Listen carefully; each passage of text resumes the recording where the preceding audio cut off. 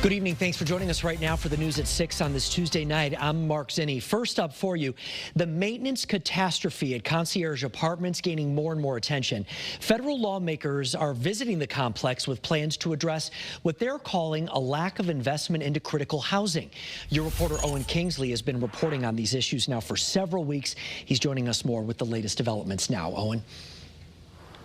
Well, Mark, two members of Connecticut's congressional delegation paid a visit this afternoon here to the Concierge Apartments in Rocky Hill as they continue those emergency repairs after a series of burst pipes. What they say is the issues at play here are happening all over the country.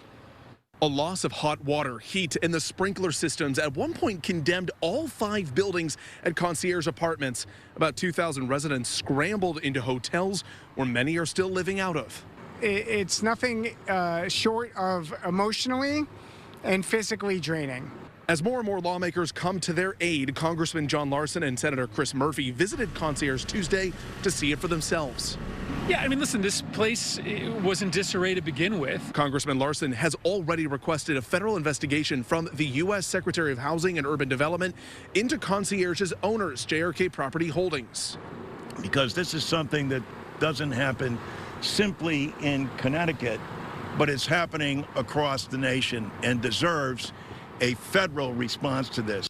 The game is simple for these big investment companies.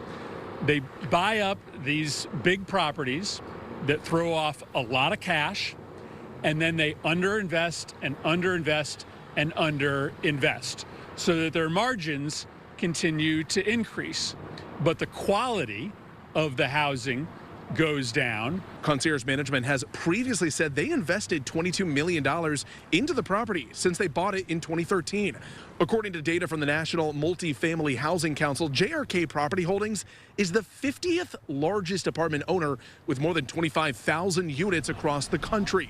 Both Murphy and Larson said Tuesday that they're discussing new legislation they believe would prevent companies from growing this large. New legislation that would limit the ability of private equity companies and investment companies to be able to build portfolios that are so big that you end up with crises like this.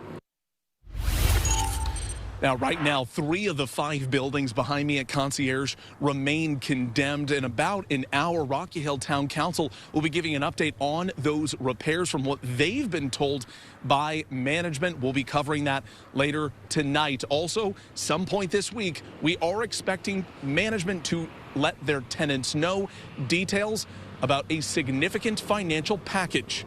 Your reporter live in Rocky Hill. I'm Owen Kingsley, Channel 3 Eyewitness.